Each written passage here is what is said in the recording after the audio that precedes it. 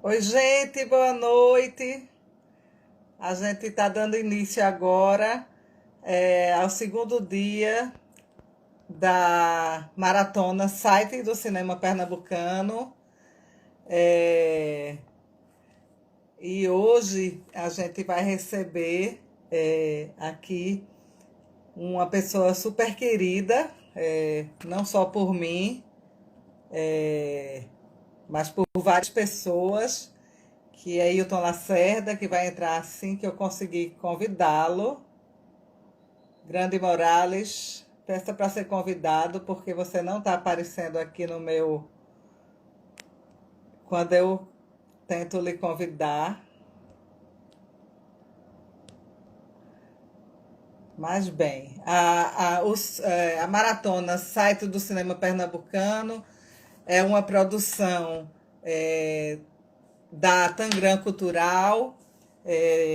Eu fui convidada por Germana Pereira para fazer com ela a curadoria, né, desse projeto e também a direção de produção. Ah, massa! O Mundo Moraes enviou uma solicitação aqui.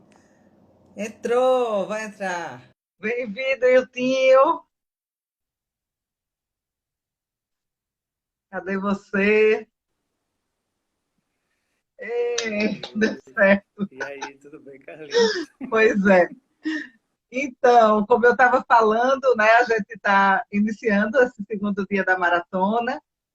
Hoje a gente está recebendo o querido, amado, grande amigo que eu gosto muito, que é Hilton Lacerda. Como eu falei já antes, acho que ele é querido não só por mim, mas por muita gente, e não só de Pernambuco. Uma pessoa querida no cinema brasileiro todo, pelo menos.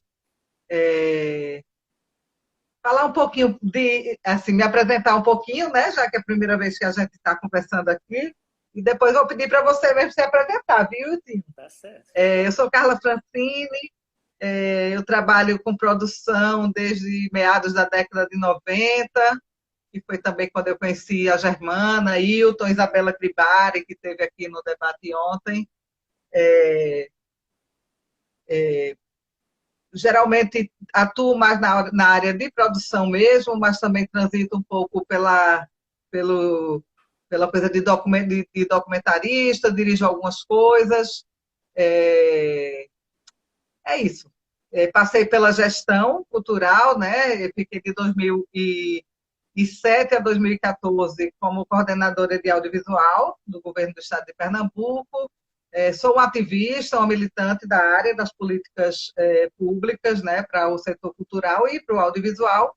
É, e tive como integrante do Comitê Gestor do Fundo Setorial do Audiovisual entre 2017 e 2018.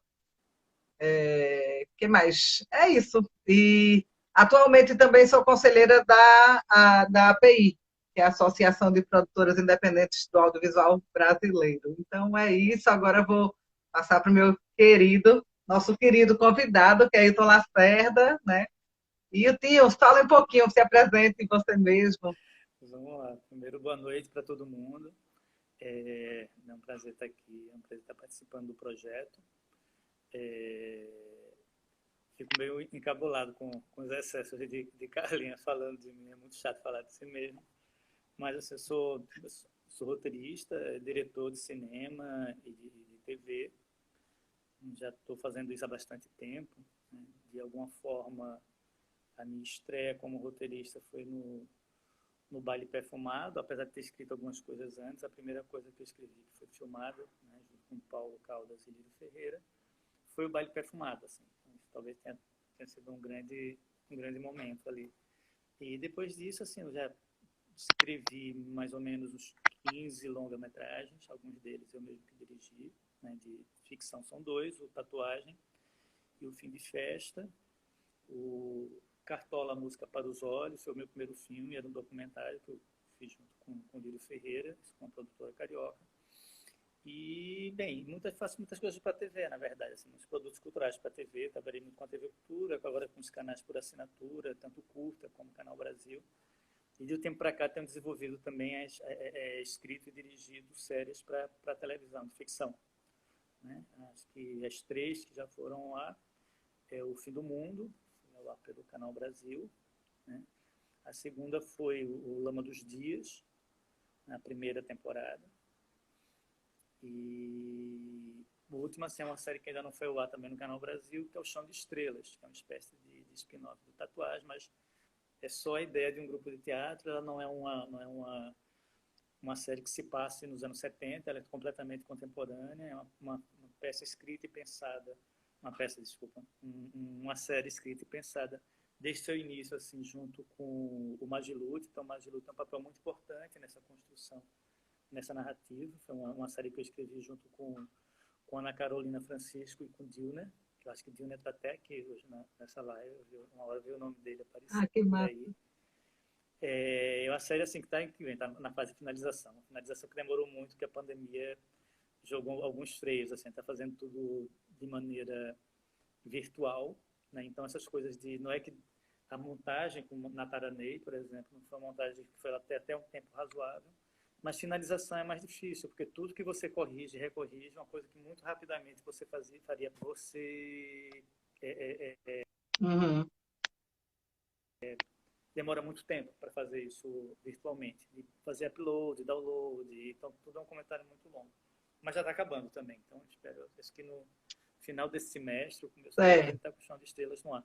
E só queria fazer um dado aqui, desculpa, Carlinha, é só para uma correção para Claro. a Taranei, porque na Taranei ela fica reclamando que eu fico mandando a mesma foto de quando eu tinha 15 anos para fazer publicidade, as pessoas botam. Cara, as pessoas colocam, elas pegam na internet e colocam assim, mas não foi, não sei o que eu fico mandando não, mas só para deixar claro, essa foto é da filmagem do Tatuagem, então é uma foto de 2011, eu não tinha 15 anos, obviamente, mas tinha menos cabelos brancos do que agora.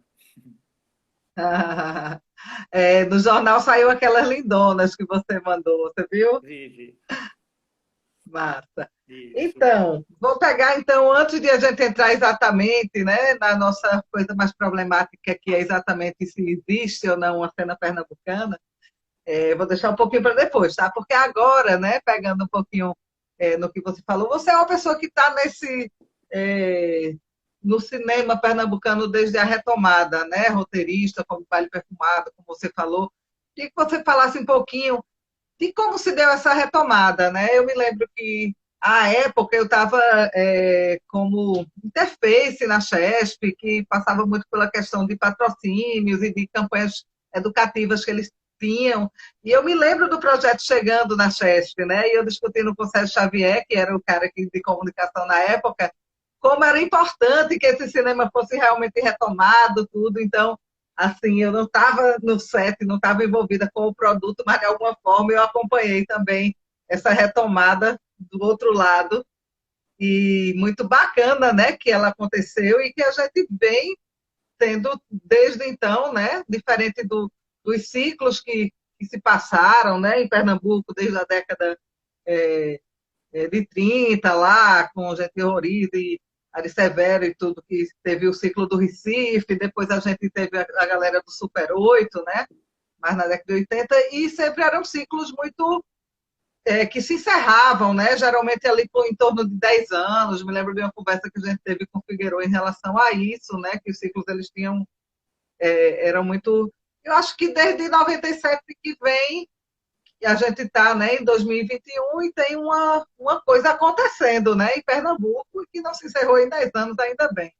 E aí eu queria que você falasse um pouquinho sobre essa cena pernambucana, né, sobre a produção de cinema especificamente em Pernambuco e de audiovisual, né, até porque as telas hoje são muito múltiplas e aí você não tem mais aquela coisa, eu só faço esse produto para aquela sala, ou, né, a coisa está bem mais diversa. Vamos lá. Primeiro, acho que é coisa bem importante deixar claro quando vai falar disso, é entender que houve sim uma conquista muito grande do audiovisual, sabe, realizada aqui em Pernambuco, das pessoas que estavam ali em torno, mas lembrar também que esse processo é um processo muito demorado, um processo de muito trabalho, e um processo que ele partia de um descrédito completo. A gente está falando de um período que o cinema no Brasil, né, a gente teve um golpe muito duro com o fim da Embrafilme, no governo Fernando Collor de Mello, em 1990, mas é bom lembrar que 91. mesmo antes desse golpe muito grave, o cinema, a própria Embrafilme estava muito capenga na produção de filmes, de realização. Ela não era digamos, um agente tão ativo como está sendo, como foi o fundo setorial, como foi o papel da Ancine na elaboração dessas novas políticas públicas, né? Vamos dizer que a gente tinha talvez uma das indústrias mais aquecidas e mais interessantes em determinado momento por causa de políticas públicas, de descentralização. Mas tudo isso começou de uma maneira muito específica, né? Começou lá atrás. Eu acho que mesmo antes do baile, você vai contar aí com alguns curtas que foram feitos ali no final dos anos 80, que demoraram, mas inclusive porque O Crime da Imagem, de Lírio Ferreira, foi a primeira vez que eu trabalhei no set de filmagem, né? Esse filme foi filmado em 88, foi a primeira vez que eu participei de um set, né? E também o Soneto do Desmantelo Blues, de Cláudia Assis, que tinha sido filmado antes, mas demorou muito tempo para ficar pronto. Mas, né, eram duas pessoas que vieram ali, né? Paulo Caldas, nesse momento, muito, muito importantes nesse processo. Quando a gente vai se aproximando ali de 95, que é o ano que o baile é filmado, né, eu acho que tem a impressão que é em 93 que a gente tem um prêmio do Resgate, que sai o resultado e o baile é contemplado. Em 94 é meio pré-produção, e em 95 a gente vai filmar, né, no Recife, em Piranhas, o baile perfumado. Mas aí tem duas coisas antes do baile perfumado, três coisas antes do baile perfumado que foram muito importantes nessa formação dessa cena. Aí eu estou falando que são 3 curtas que foram realizados naquele momento, né, que é o Cachaça, de Adelina Pontual, o Maracatu, Maracatuz, de Marcelo Gomes, e o Dex Alero Lero, de Lírio Ferreira. Todas as pessoas que participaram dessas filmagens, dessas equipes, 2 deles eram um projeto feito pela Parabólica de formação de mão de obra de fotógrafo, de elétrica, né? Então veio câmera de fora, os fotógrafos vieram para dar uma espécie de oficina, né? Lírio estava numa linha mais independente disso, mas faziam parte de um mesmo momento, né? E é o primeiro momento também que o cinema se aproxima mais, já tinha se aproximado um pouco ali em 92, com esses filmes, do movimento musical, que foi meio em paralelo ali, que em 95 com o baile fica mais claro, mas lembrando que o Maracatu, Maracatu, a música de Chico Sainz já está lá, e que no Cachaça a música do Mundo Livre S.A. também está lá, é o encerramento dos créditos, né, que é Terra Escura, que toca nos créditos finais. E eu acho que a formação dessa cena ela passa por 2 coisas muito específicas. Assim, uma delas eu acho primordial. A primeira, menos primordial, mas não menos importante, é tipo a insistência e a ousadia de você propor uma quebra de paradigma no sentido de produzir um filme fora de eixos tão restritos como era naquele momento. Você tinha alguma produção ali no Rio Grande do Sul ainda, por causa da Casa do Cinema, que estava produzindo, tinha algumas experiências muito interessantes, mas muito pouco, mas tudo centralizado de alguma forma onde estava o dinheiro, Rio de Janeiro e São Paulo. Então a gente entra num processo, né, fora desse eixo, entra nesse primeiro resgate, eram 5 filmes que faziam parte desse primeiro resgate do cinema brasileiro. Esses 5 filmes, eu só não vou lembrar de um, porque o título dele mudou, mas é um título infantil, é um filme paulista. Mas os filmes eram O Baile Perfumado, era Carlota Joaquina, que ele já mas terminou entrando, finalizou a filmagem do Carlota Joaquina, foi o Resgate, foi O Céu de Estrelas, de Tata Amaral, e O Matador, de Beto Brandt, né? Mais outro filme, que era o 5º filme que fazia, que eu não vou lembrar agora. Então, naquele momento, era uma coisa muito impressionante você ter um filme saído do Recife para os meninos que vinham, sabe, meninos mais velhos, já a gente está também perto super ousado, anos, né? 28 anos, 27. Mas, assim, como a gente e com uma equipe muito local, né, Iltinho? Sim, a tem isso, né? A equipe era muito local, era uma coisa que você viu o envolvimento de muita gente ali naquele... Todas as pessoas que trabalharam nos 3 curtas, basicamente, estavam ali. Na produção, dentro da produção, você vai estar com todo esse elenco de cinema pernambucano meio que estar dentro dessa produção, fazendo muita coisa.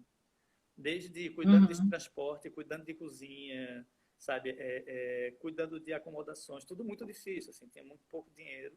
E o filme era muito ousado, foi tudo muito confuso. Então, de alguma forma,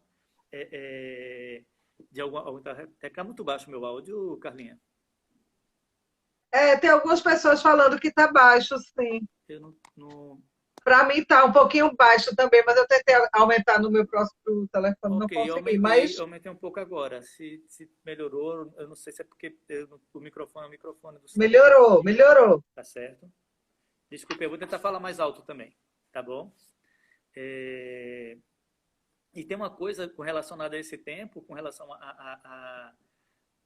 o que significou o baile, as pessoas que participaram, que aí sim eu acho a coisa mais importante, fora a ousadia, fora a luta, fora a tentativa de organização, ou seja, foi a ideia de, naquele momento, a gente ter criado um modo de produção onde você percebia que você não dependia de um modo de produção exterior.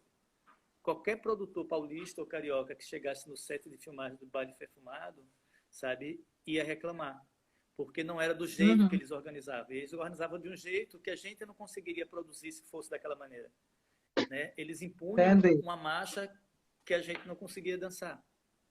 Então, assim, era um paradigma. Então, eu acho, talvez aí sim, eu acho que é o grande lance, é a grande virada. É quando a gente fala, por isso que às vezes sou muito resistente à ideia somente desse cinema pernambucano, mas eu acho que sim, é um cinema que foi criado dentro de um esteio regionalista por conta de uma ideia de como produzir filmes, de que maneira você pode produzir filmes e como é que você pode, sabe, com o tempo e profissionalizando todo esse processo, sabe,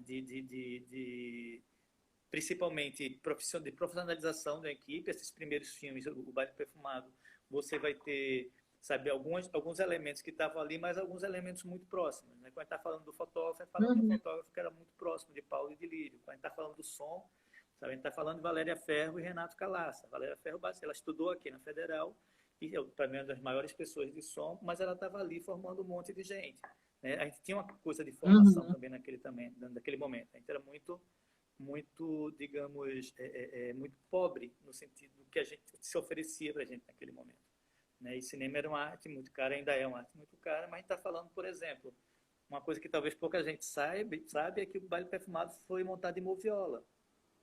Ele não é um filme eletrônico. Tânia Debs não foi... A gente pode dizer que continua sendo caro, porque, claro, tem toda a tecnologia envolvida, tudo, mas é muito mais leve, né, do que naquele período eu tinha. Quando a gente tinha que filmar com rolo, e troca rolo, e acaba, e tem que trazer de São Paulo, e sempre era aquela confusão, né, todo set, as câmeras pesadíssimas, ou seja, hoje, claro, continua, não é uma atividade barata, até por conta da tecnologia envolvida, dos recursos todos, mas é bem diferente, né? É bem diferente. Tem uma imagem que eu gosto muito, que é de um cara fazendo câmera car, ele pendurado fora do carro, de vez em quando eu acho ela e posto no Facebook só de onda, porque ele está sendo segurado pelas pessoas assim, dentro do carro e ele com a câmera fora. Então eu acho isso super representativo de como fazer cinema e em determinada época sempre foi uma aventura, né? Então, mas desculpa, eu quis fazer essa parte só porque eu me lembrei, achei muito engraçado lembrar dessa imagem. Mas Mas vamos lá. o que eu acho interessante é porque essa mudança também, né, de paradigma, ela muda muito a mobilidade que você tem, assim. Mas, assim, com relação ao que vai acontecer ou não, para mim, sempre a acomodação de um tempo.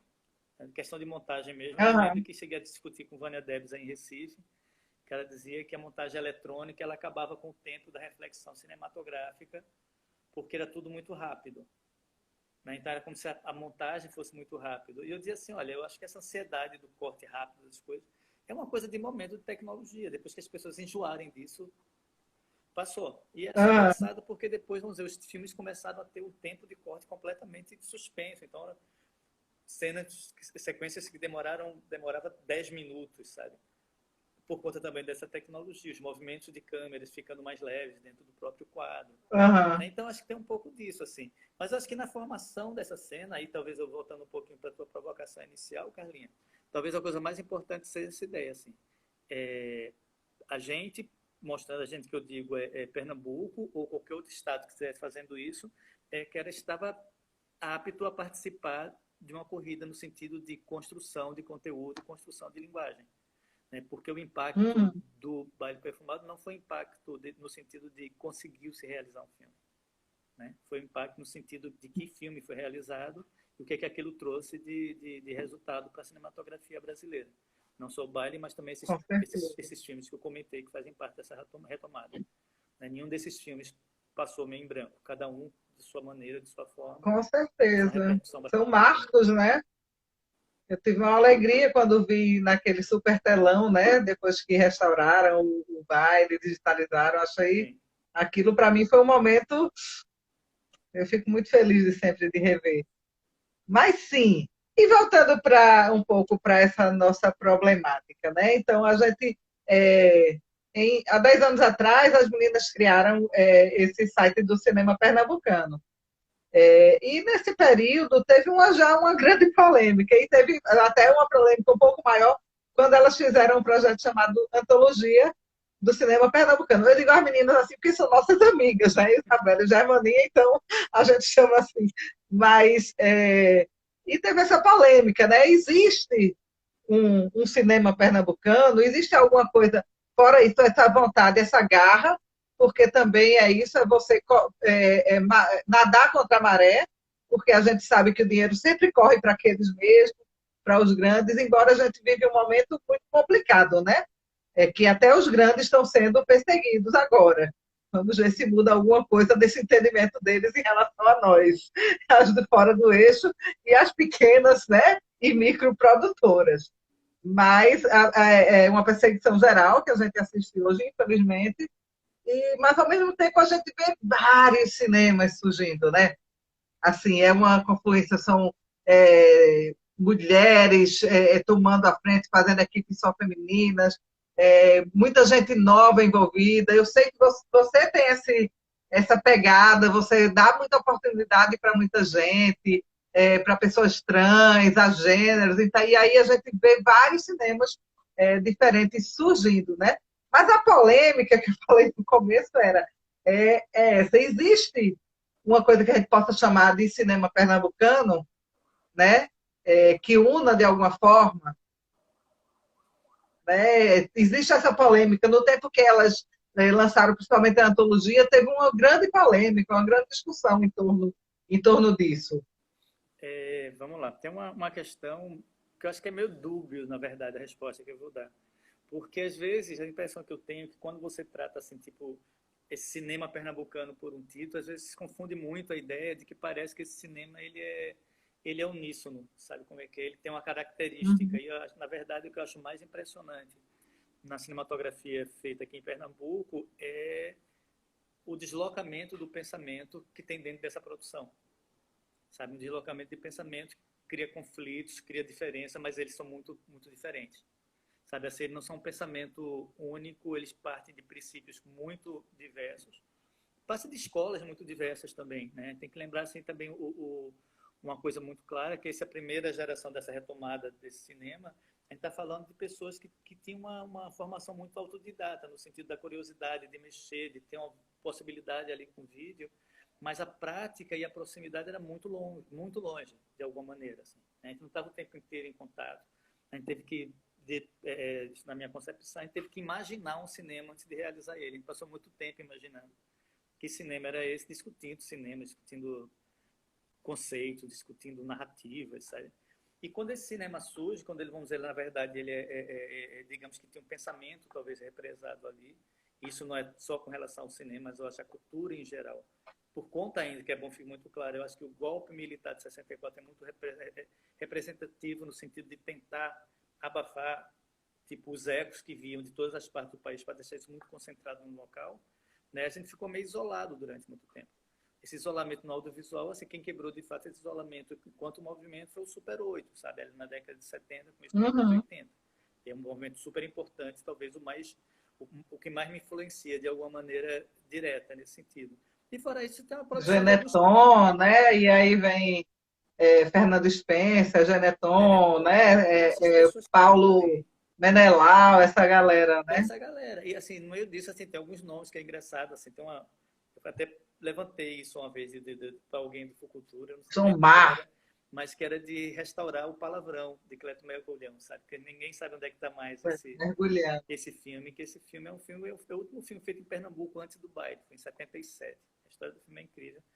Mas eu acho que Uhum. tem Década de 70. uma multiplicidade tão grande que, às vezes, você, quando fala de cinema pernambucano, parece que está inserindo tudo no mesmo contexto, quando, na verdade, eu sei que se cria uma liberdade tão grande que a forma de se pensar isso ela é muito múltipla, sabe? E essa multiplicidade ela Uhum. fragmenta muitos pensamentos. Isso para mim é muito bom, Uhum. é bastante interessante. Aí, mas por outro lado também, quando eu não faço isso, também talvez eu corra o risco de não reconhecer que existe uma identidade. Essa identidade não está no conteúdo, não está na forma, mas talvez essa identidade esteja exatamente na forma de produzir, de pensar a capacidade de produção que esse cinema tem, sabe? E principalmente levar um pensamento, e aí eu acho que é uma das coisas mais importantes, foi que esse cinema feito em Pernambuco, ele trouxe um pensamento de borda para o centro das discussões.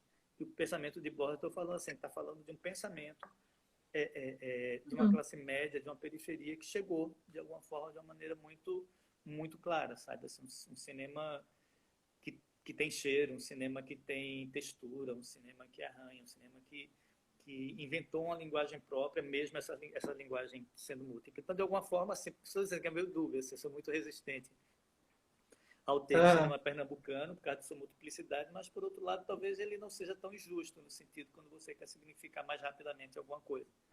Sabe? Não entrar tanto em detalhe, porque só entra numa guerra que parece que nunca acaba. Eu acho que é importante agora não é nem a coisa belicista, sabe? ah. Então, Iltinho, eu sei que você é uma pessoa que traz muita gente nova, aposta muito em novos talentos, você forma as pessoas de uma generosidade ímpar, né?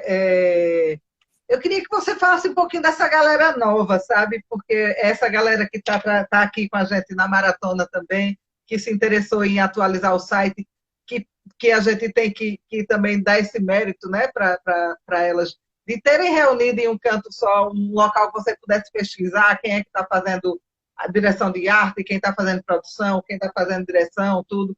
E confluir, né? Um local que você pudesse reconhecer seus pares, né? Uhum. Ele está um pouco desatualizado, e esse projeto de Germania veio desse de tentar atualizar, trazer gente nova da universidade, tudo, até para dar um gás nessa coisa do site do cinema pernambucano.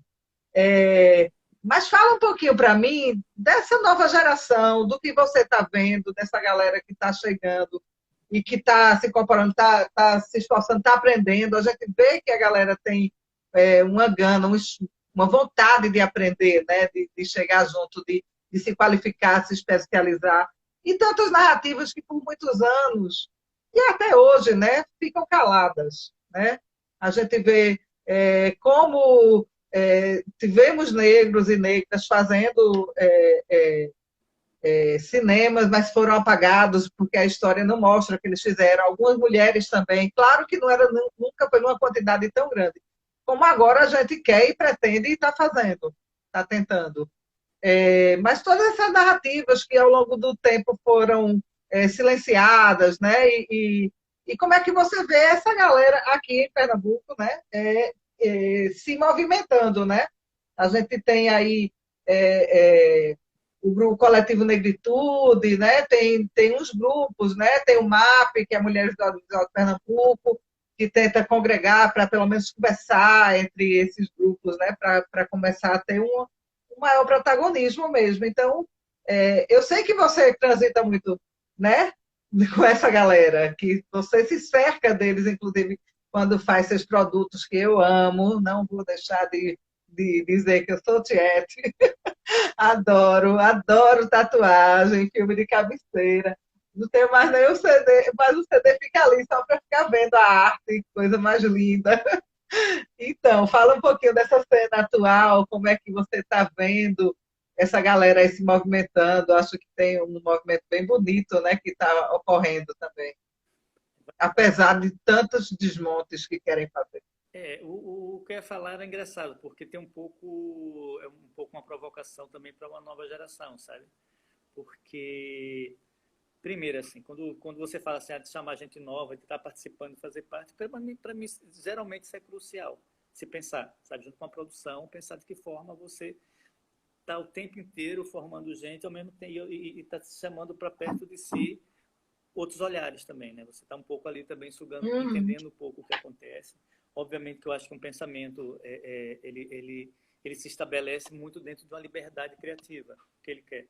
E essa liberdade criativa, ela tem suas responsabilidades, seus pesos, suas respostas, suas perguntas, né? E trazer isso para perto significa, de alguma forma, a gente amadurecer um pouco, sabe, esse eixo produtivo com um monte de coisa. Obviamente, quem está num momento muito delicado disso, e aí eu vejo de que forma eu acho que não é um trabalho somente das novas gerações, mas talvez as novas gerações entendam algumas saídas, sabe assim, algumas alternativas em relação ao que está acontecendo, porque eu acho muito grave o que acontece no geral, para o cinema, ao cinema como um todo, para a cultura brasileira, Uhum. na verdade, como um todo. Não posso nem, não, acho que o cinema não é uma vítima, não, mas tudo está sendo meio uma vítima em meio desmonte.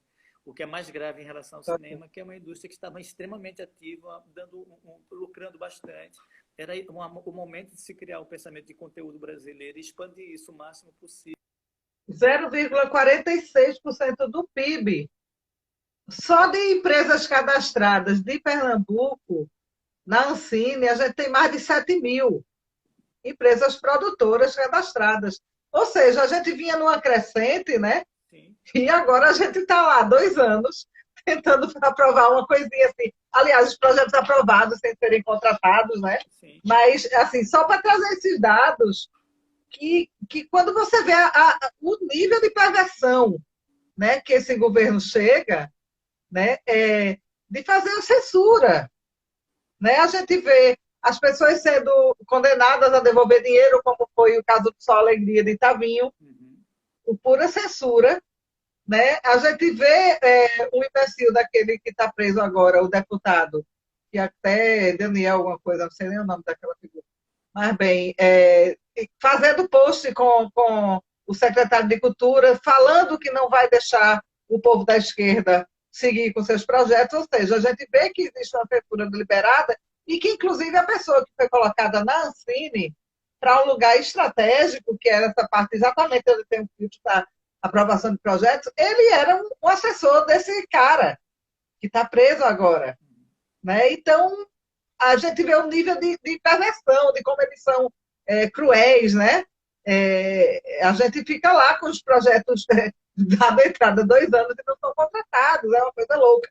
Mas, desculpa, só para trazer esses dados, porque quando eu fui pesquisar, eu fiquei muito impressionada da gente ter 7.000 empresas produtoras de Pernambuco cadastradas. Eu achei um dado muito grande, até eu me surpreendi, porque para mim, e na última pesquisa que eu tinha feito, que eu tinha conversado com minha amiga Vânia Lima e tudo, eram 3.000. Aí eu entrei no site e puxei pelo KNAI, quem estava cadastrado lá, tá, Cine, e deu 7.000 empresas. É impressionante. Pouco mais. É bem impressionante. E aí, ao mesmo tempo, É assim, impressionante. que você vê isso, assim, ficar imaginando, assim, que forma você manter um diálogo, sabe, assim, contemporâneo com essa produção que está em risco, porque também, assim, tem uma coisa que tem esse baixo astral, que é obviamente baixo, acho que a gente está vivendo momentos muito depressivos no Brasil, no geral, sabe? Quem produz cultura sabe disso. A gente tem uma questão da pandemia que é muito grave, mas antes da pandemia esse estado de coisas já estava estabelecido. A pandemia ela veio jogar quase que um colete paralisador, sabe, diante dos movimentos que estavam sendo feitos. É Uhum. o que é muito assustador. Mas esse movimento está sendo muito direta, sabe? Não tenho dúvida. E às vezes eu fico pensando assim, como é que a gente reage em relação a isso? Assim, às vezes eu fico, já conversei com algumas pessoas sobre isso e eu me lembro que algumas pessoas falam, não, talvez tenha que aprender a fazer cinema sem dinheiro. Eu fiz, mas a gente sempre fez cinema sem dinheiro. Sabe, esse dinheiro que a gente está falando aí é muito pouco para o resultado que ele tem, para a quantidade de gente que ele emprega. Assim. Fazer cinema sem gastar nada pode ser um ato pessoal seu, uma ação específica de um pensamento que você acha que pode ser, mas isso não pode ser prática cultural. Sabe, você não deixa nenhum artista a mercê do que pode ser, você não abandona. Assim. Às vezes eu acho muito egoísta isso, porque não leva em consideração a cadeia produtiva que tem atrás disso. Estou falando de quem faz cinema, de Exato. quem faz, sabe assim. Então, de alguma forma, assim, mas assim, como é que a gente vai também resolver isso de uma maneira que seja transformada em linguagem? Como é que a gente vai reaprender isso? Como é que a gente vai entender? Como é que a gente vai, por exemplo, escoar esses pensamentos, esses filmes? Isso é um nó que já estava lá atrás. Sabe, uma coisa que, por exemplo, me preocupava muito, que eu acho que assim, quem vinha ali na esteira, quem vinha depois, devia pensar muito seriamente também. Porque me incomodava e me perturbava muito a ideia de você ter uma quantidade de fomentos para a produção de filmes e você não tinha muito fomento para distribuição e comercialização. Então, parecia que você estava construindo um discurso que era extremamente interessante, mas, ao mesmo tempo, o discurso ultraconservador sobre essa cultura que é realizada e não é consumida como se ela fosse imprestável, foi sendo alimentada. Assim. Eles pegaram números para justificar. Sabe assim, esses números são completamente absurdos, porque, na verdade, não levam em consideração os riscos que não correu, porque esse tipo de investimento no audiovisual ele não levou nenhum risco, ao contrário. Foi talvez os maiores investimentos como ganho, que continuou sendo para o governo, se fosse falar disso como negócio, por exemplo, como negócio. E a gente não está falando nem disso como negócio, está falando assim, está falando sobre produção de conteúdo cultural e pensamento. A gente está pensando numa coisa muito clara.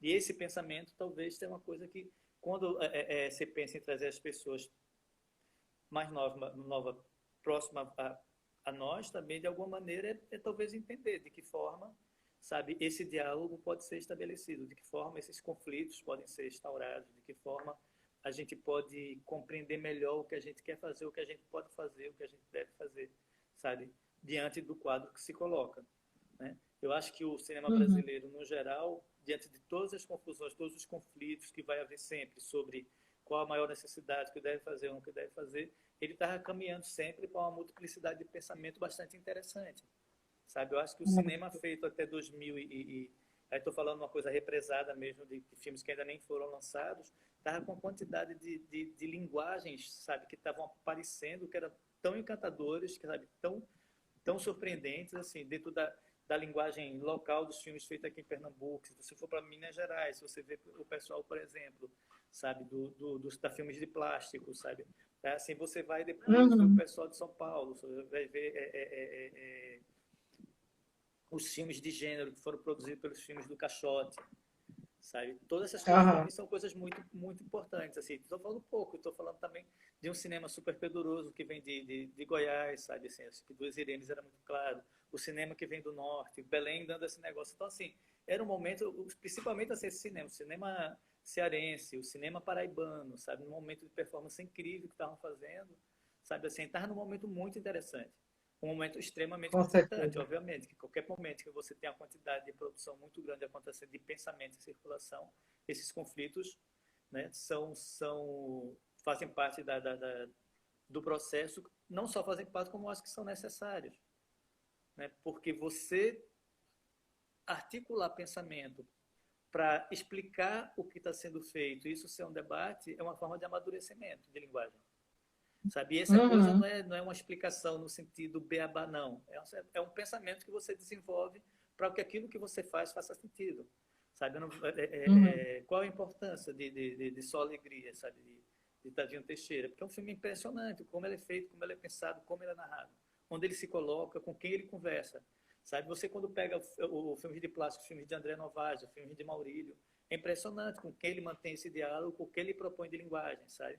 Quando você pega, sabe, o Inferninho, por exemplo, sabe, é uma coisa impressionante o que é feito num país que é capaz de ter uma pluralidade muito grande, que estava vindo através de um monte de informação que corre risco. Então, assim, acho que pensar essa encruzilhada, assim, das pessoas, acho que ter essas pessoas por perto e essas pessoas também entrarem nesse ponto de guerrilha mesmo, direta, no sentido para encontrar linguagens, sabe, narrativas que caibam, é muito importante.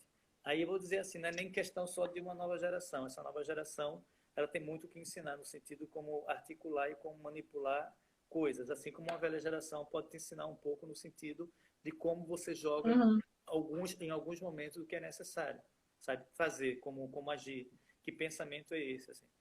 Quando eu estou falando isso, estou falando do cinema como coisa geral, talvez da cultura como coisa geral. Eu leio, por exemplo, Torto Arado, sabe, de Vieira, Itamar Vieira Júnior, sabe assim, e eu colocar com uma velha geração, que não é uma velha geração para mim, mas se eu coloco com escritores, como você lê, por exemplo, Milton Ratum, sabe, ou você lê Bernardo Carvalho, assim, a gente está falando das mesmas qualidades literárias, não existe maior ou menor qualidade literária, são muito impactantes, mas a gente tem que aprender a se visitar mais, né? Até porque não se visitar significa, às vezes, você virar um colonizado da linguagem alheia, o que não é interessante. Com certeza. Eu nem sei se Com certeza. E você muito, tocou num ponto. Oi? Acho que eu já me estendi muito, eu nem sei se ter respondido. Nada, está sendo ótimo. É um bate-papo mesmo, a proposta é essa. Você tocou num ponto que é um ponto crucial, né? Essa questão do investimento na distribuição, na fruição desses produtos, né? E que são tão importantes de serem vistos, né? Tinha aquela história, brasileiro não gosta de cinema nacional. Grande mentira isso. Quando você vê, quando você dá acesso para as pessoas, quando você abre as portas, quando você coloca o produto disponível e para que as pessoas possam, de fato, ter acesso, elas vão ver e elas gostam. Né? Isso aí é uma coisa.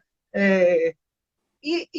a gente vê, por exemplo, o Biden chegando agora nos Estados Unidos, né, e retomando todos os contatos com o pessoal da indústria. Ele está chamando para ser o pessoal das indústrias, da cinematográfica, das plataformas, né, que são os novos canais de escoamento da produção audiovisual, para serem embaixadores e embaixadoras dos Estados Unidos, né, para serem diplomatas.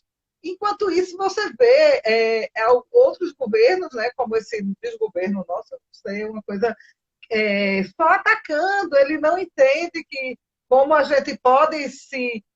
Claro que ele não entende, né, fascismo? Bem, mas, independente desse governo, até os que vieram antes também não tinham essa visão da estratégia e da importância dessa parte mesmo de se investir em distribuição, de se dar de uma legislação que fosse mais é, é, incisiva mesmo, tanto que a gente passou. Há quanto tempo a regulação do VOD não se dá? Uhum. Ou seja, não é uma coisa só do governo de Bolsonaro, ela vem de muito antes. Né? Essa discussão já vem em 2017, já se discutia a regulação do VOD e não sai do canto, né? Claro que a gente tem um cenário um pouco mais, um pouco não, bem mais desfavorável, né? A gente tem aí até, se não fossem os deputados e deputadas, né, que ficam mais no campo da esquerda, tentando salvar um pouco, acho que a gente já teria tido um desconto muito maior da, da indústria cinematográfica e audiovisual no país, né? Mas bem, eles vão insistindo e a gente vai resistindo, É o que eu acho como mais sempre, e a gente curioso, vai resistir e vai vencer, eu tenho certeza que a gente vence. o que eu acho mais Mas, curioso é a é, questão de como o pensamento geral cultural brasileiro é dominado por uma espécie de colonialismo que não acaba nunca, sabe? As saídas mesmo às vezes são saídas colonialistas, assim, é muito de total, colonizado, assim, é muito de impressionante, colonizado. sabe assim, Porque a relação que está se dando hoje em dia com as plataformas, né, e o de VOD, também é muito doido, porque aí o cara gosta do teu produto, e eu tô que massa, vou comprar. Só que os direitos são todos deles. é, Você vira um prestador de serviço para o sujeito. não Então, isso é uma coisa muito doida, gente. essas plataformas eu acho assustador. Eu compreendo completamente quem é contra o perigo que isso traz, sabe? Assim, a gente vira, digamos, mão de obra especializada, provavelmente barata, para construir um império que não é o seu. Assim, é Pois a é, expressão, mas é muito pois assustador. é, e é uma coisa muito recorrente, né, que vem e fica assim. Bem, se a gente não conseguiu, nesse governo tão pouco, né, que é um governo entreguista, né, que eles são mais, eles acham que eles não veem nenhum. Eles não entendem a, a importância do nosso setor, né? Pelo contrário, ele quer nos acabar, porque ele sabe também que a gente não vai estar compactuando com o fascismo, né? É, Pelo menos não, a maioria de nós não, a gente não pode falar por todos e todas, é, mas a maioria, eu só discordo no com sentido certeza, eles vão querer. de que eles não sabem. Para mim, não só sabem como atacam para acabar de fato. Assim. Acho que existe esse pensamento, assim, apesar de ser completamente torto e perverso o que eles fazem, acho que é muito bem orquestrado do ponto de vista do que eles discutem, sabe assim. É tão absurdo isso, porque a partir do momento que você não tem nenhum lastro cultural mais com o seu país e se acabado, você perde o lastro do que realmente significa esse país para você. Eu estou falando assim, é como você faz, por exemplo, com os Correios. Vai nos Correios fazer alguma coisa, sabe? Você vai ter duas pessoas atendendo, uma fila imensa, uma demora absurda, assim, que as pessoas saem de lá puta porque os Correios não prestam, que é exatamente isso que está sendo feito, construído uma...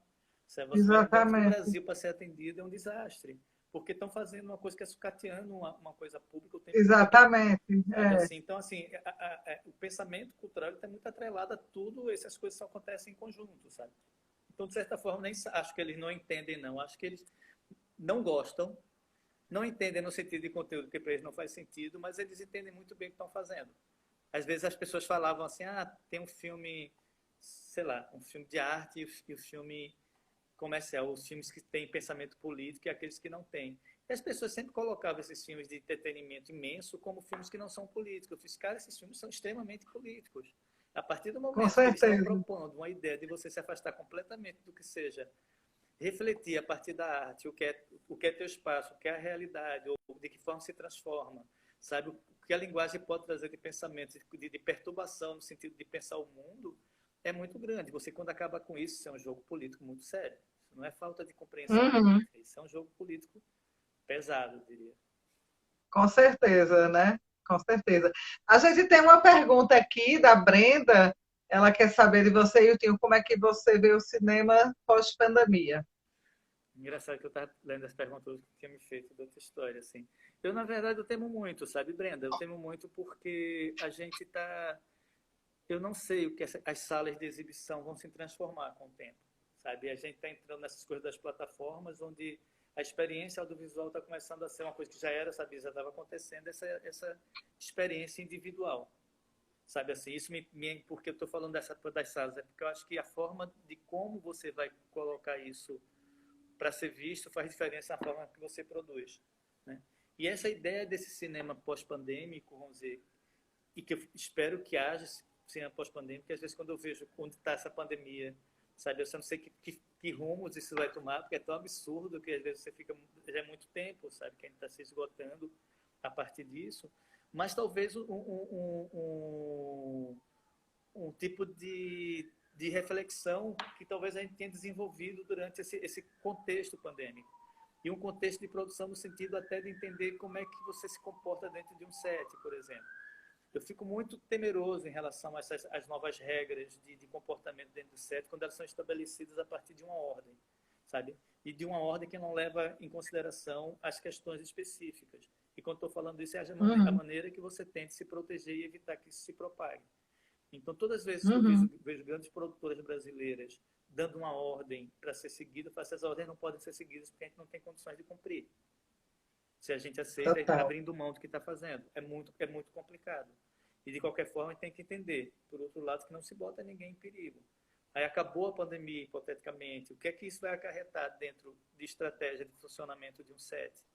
Sabe, de um set ou de uma produção cultural, do audiovisual, seja ela qual for, sabe, vai ser essa diminuição de quantidade de pessoas trabalhando, vai ser o cuidado maior que se tem, né? Talvez esses cuidados que a gente passou a ter, talvez a gente tivesse sempre que ter, sabe, ter se importado com eles. Eu estou falando de coisas práticas, como por exemplo, assim, eu acho que é muito importante para uma produção.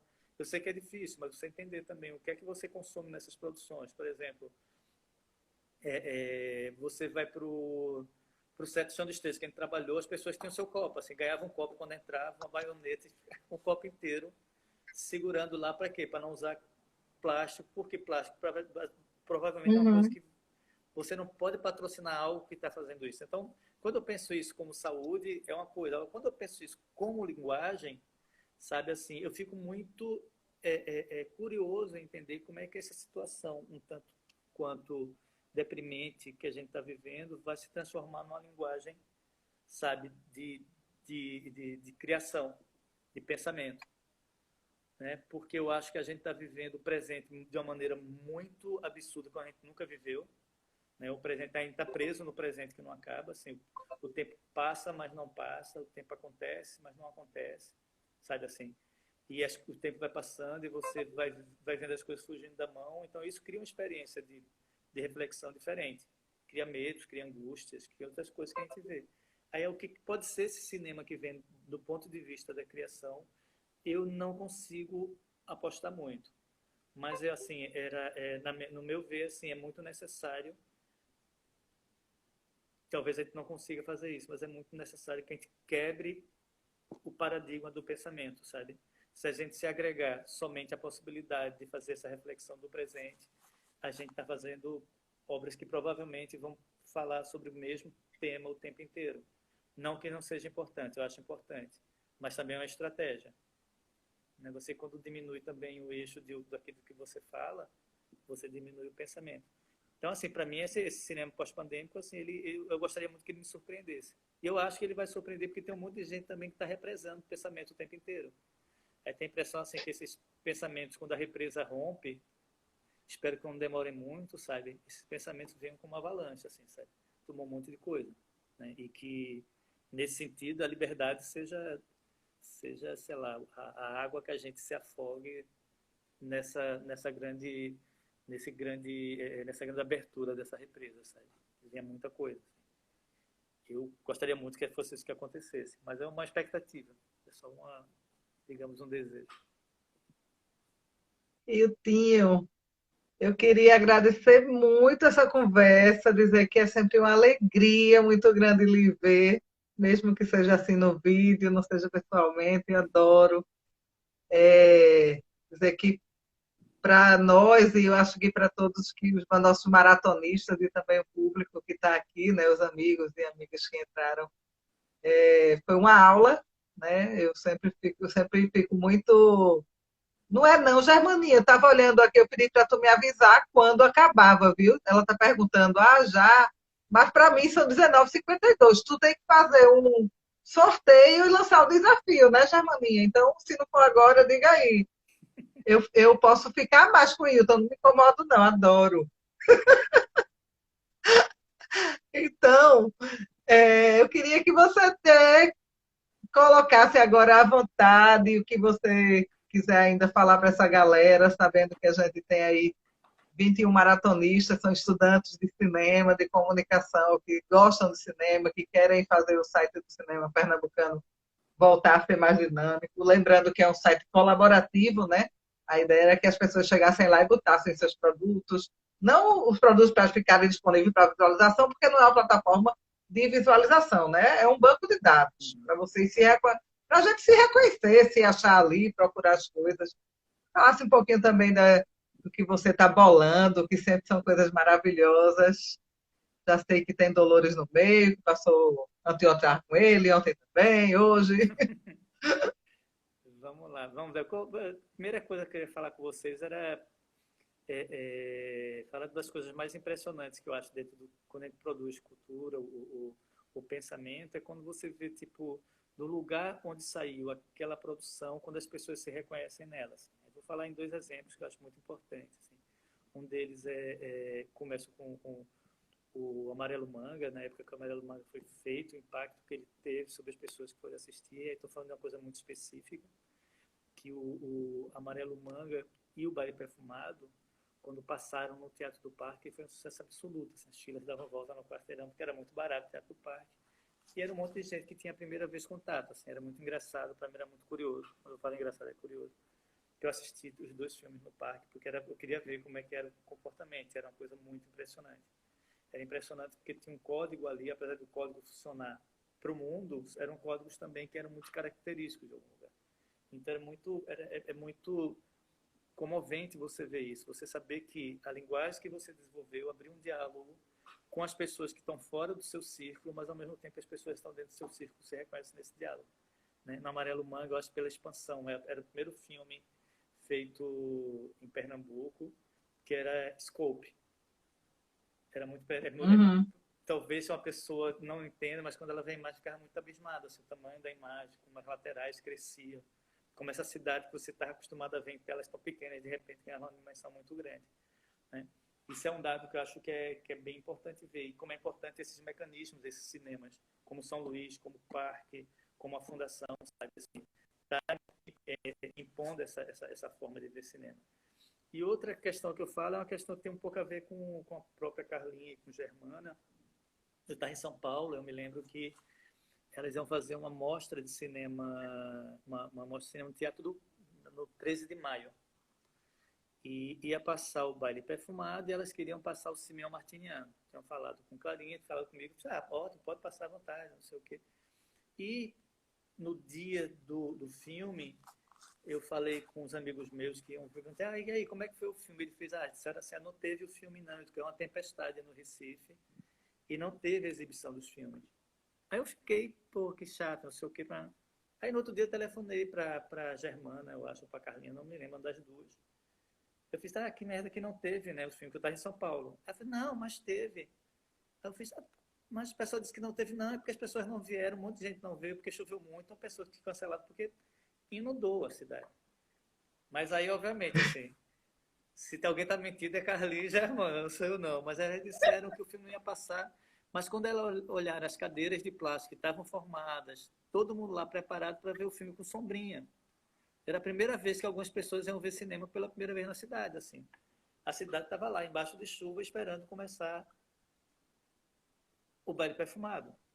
Era porque o baile... Foi um projeto, Pois é, era uma forma que as foi um pessoas têm projeto acesso. massa que Germaninha. Eu acho que Carlinha falou uma coisa, é isso, assim, tipo, as pessoas veem, assim, tem essa história do que não vê, as pessoas veem muita coisa. As pessoas elas têm até o direito de não gostar, desde que elas vejam. Você não pode decidir que elas não gostam quando elas não veem, vocês dizem qual é o gosto delas, vocês impõem. Então, assim, coloque esse público diante daquilo que se produz, provoque a imaginação deles e o pensamento, que eu garanto que esse público vai ser incrível, sabe? É mais ou menos Massa. isso. Assim. Obrigada, meu amor. Pô, Eu amor, vou ter que chamar agora a Germana, que vai fazer um sorteio tá certo. da antologia do cinema pernambucano, que eu sei que você já tem. Sim. Queria agradecer demais você, demais, demais mesmo. A gente, eu acho que tem uns 2 minutos ainda, 3.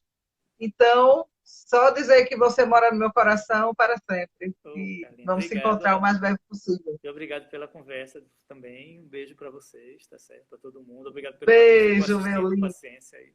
Obrigado também pela atenção, tá certo? Ó, beijos, beijos, beijos. Obrigada, amor. Obrigado a vocês. Tchau. Tchau, Germânica. Tchau, pô.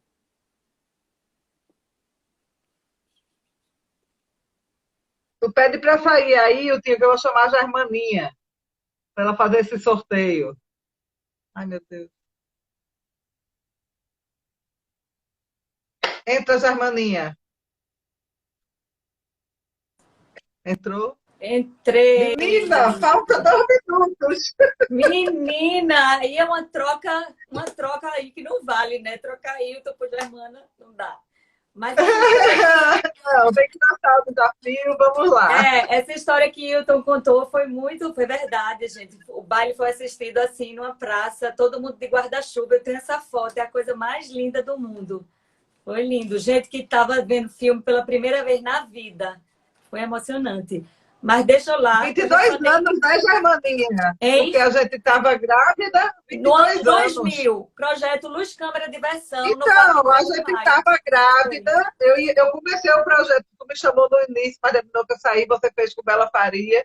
Eu estou dizendo que nós duas estávamos grávidas. Foi, a gente então fazem 22 anos. No caso, a gente, quando foi o festival, já estava com a criança no colo, né? Que foi para o parque lá, 13 de maio. Foi um projeto com Isabela. Mas vamos sortear. Desafio. Olha, primeiro eu vou lançar o desafio, tá? Falta 1 minuto, mas a gente passa, não tem problema. Vou falar bem rápido. O desafio 2 é o seguinte: vocês vão escolher eu vou até ler para a gente ser mais rápido. Escolha um profissional do cinema pernambucano que te chama a atenção quando o assunto é cinema de autor ou autora. E realize um videoclipe de 30 a 60 segundos sobre ele ou ela e publique no feed do seu Instagram com o objetivo de despertar a curiosidade do público para conhecer a obra desse autor ou autora.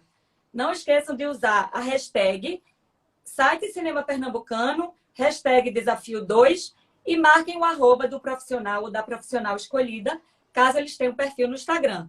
Pode ser profissional de qualquer época. Então, a gente pode continuar essa conversa lá no grupo do WhatsApp, para quem tiver dúvidas. E agora vai para o sorteio. Lá. Chama a Clarissa, que é a menina do sorteio. Um beijo, obrigada. Amanhã tem mais, gente. Beijo. Beijo.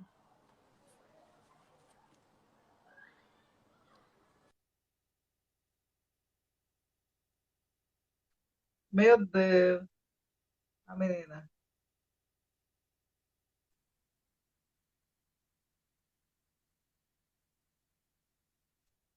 Vai dar, Clarissa.